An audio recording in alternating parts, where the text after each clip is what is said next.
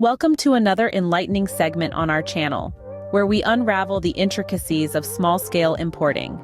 Picture this: double profits with minimal investments. Sounds too good to be true? Well, it's not.